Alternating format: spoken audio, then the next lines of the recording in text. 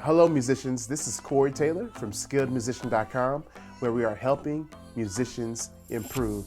Thank y'all so much for checking out this video today. Now today's video is part of our quick tips series where we take a question that you've asked and try to answer it as quickly as possible but as in depth as possible. So one question that's come up that several of you all have sent in, like Tifo, HK Beats, and several others through private messaging, was what drills did I use to develop my technique? Well, I'm gonna show you that today. Please note also that I have sheet music in the description box that goes over the drill with proper fingering and everything, so definitely grab that. But let's not waste any more time, let's get started.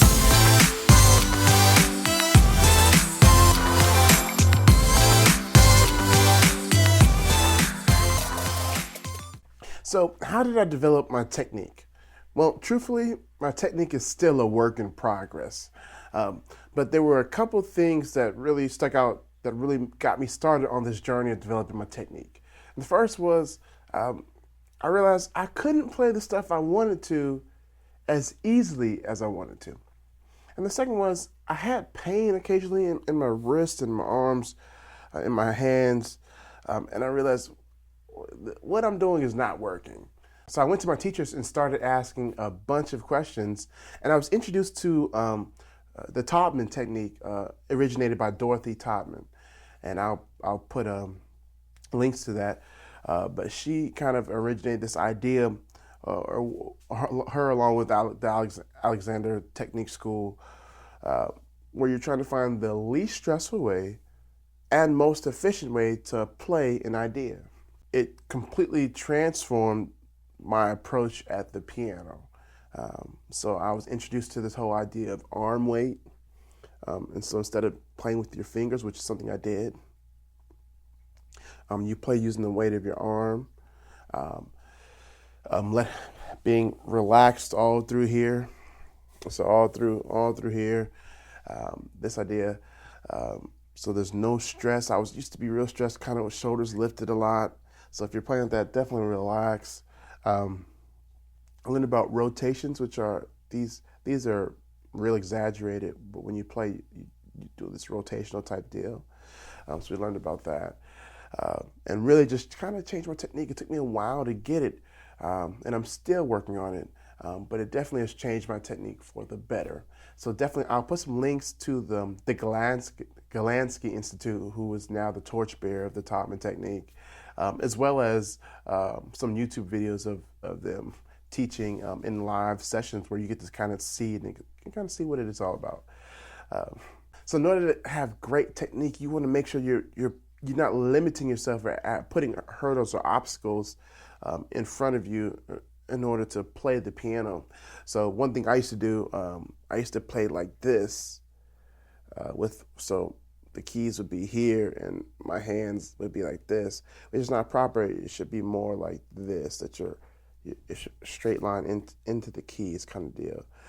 And I used to play like this, sitting really close to the piano with my hands like this, which you don't want your wrist kind of broken like this.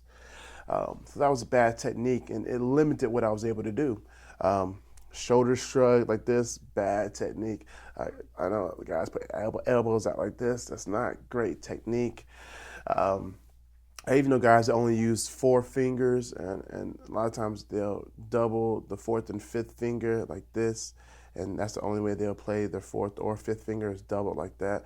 So if you want to experience like the best technique and the most freedom while you play, definitely if you're struggling with any of these things, definitely check out these techniques, because they'll definitely change your playing for the better.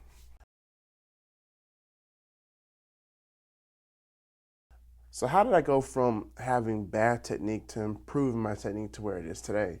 Well, I really worked at it and really spent time,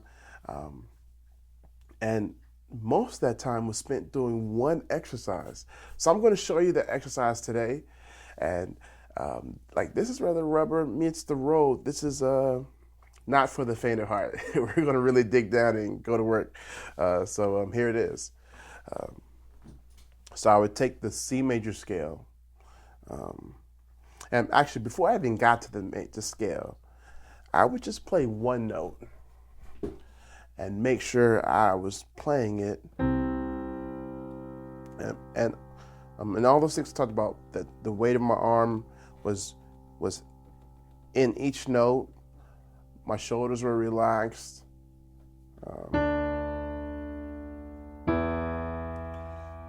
And every note was placed exactly, my fingers were placed exactly where I wanted them to be.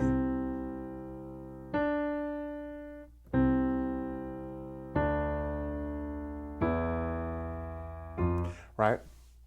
So, and once I got comfortable playing just one note at a time, sure that I was landing it properly, then I jumped into this exercise. Now, this exercise is 4 parts: the C major scale, 1 octave, quarter notes; 2 octaves, eighth notes; 3 octaves, triplets; and 4 octaves, 16th notes. And I started extremely slow. I took my metronome as slow as it could go, like around 40. But today I'm just going to demonstrate at 60. And I think a good measure is take this exercise and start as slow as possible to make sure your technique is right. And then I'd say getting up to around 130 is a great number for musicians. Also, what metronome am I using? So I'm using a metronome on my phone called Pro Metronome by EUM Lab. It's phenomenal. I'm not sponsored by them. I just love their metronome. It allows me to do things like subdivide and speed up tempos over time. It's just phenomenal.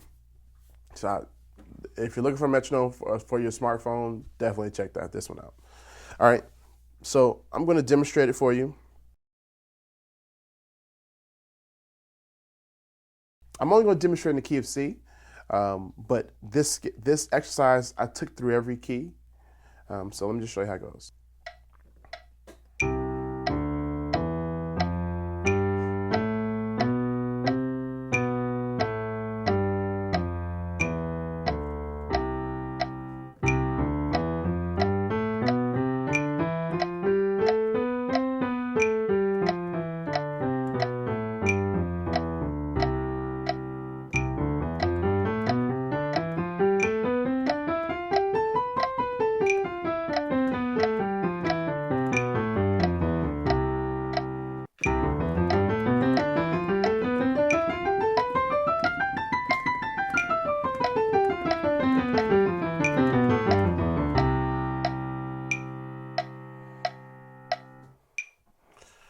All right, so that was at 90 beats per minute on the metronome.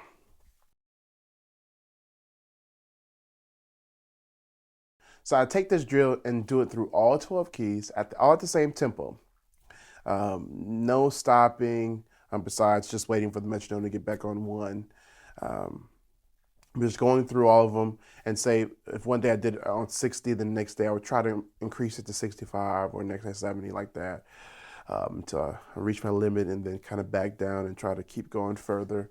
The structure, as far as my practice time was concerned, this technique work was one practice time of its own. I would spend about 45 minutes to an hour just working on this stuff, outside of my stuff like learning songs or learning repertoire, or working on licks or riffs or runs. That was completely separate from just working on this technique, which was normally about 45 minutes to an hour's worth of continual work. Now, also, let me just say this: while you're doing these exercises, your mind must be like engaged constantly. It just can't be like a mindless, just I'm playing, but really focus on landing each one perfectly. And you can even do phrasing while you play these as you ascend, get louder as you descend, get softer.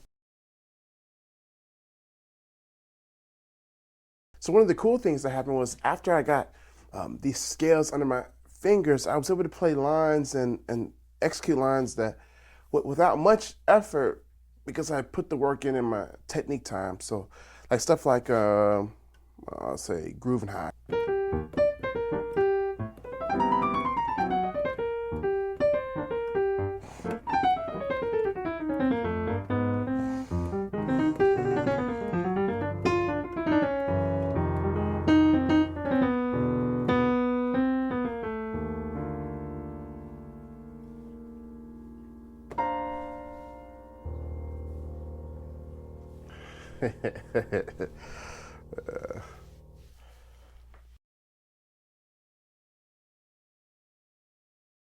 So before we leave this quick tip session, I want to share a video I saw of Rodney East, who is a Chicago legend.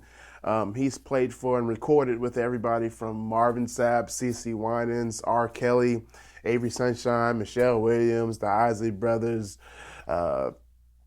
Charlie Wilson, just a lot of people.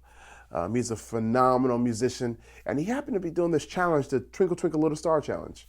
And he played it, and in his version, he did this scalar thing in thirds that I thought was really, really cool and really kind of showed, wow, what you can do once you master your scale. So check this out.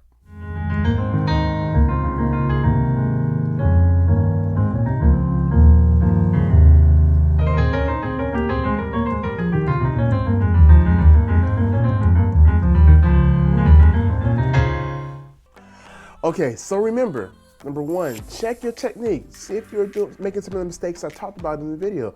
If so, seek help. Two, so check out the Taubman technique if you need help. It's a great tool and it's helped me tremendously. And three, the drill I gave, practice that every day. And really should set aside a separate time just to practice this drill and work on your technique. And you'll see a vast improvement.